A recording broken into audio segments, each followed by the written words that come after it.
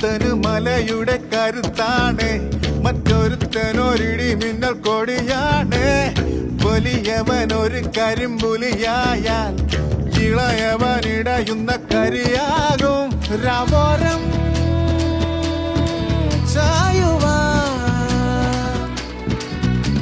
ഒന്നാണേ പൂങ്കുടിൽ. പൂവട്ടം കണ്ടാലോ തുടരുന്നു കുളമ്പടികൾ.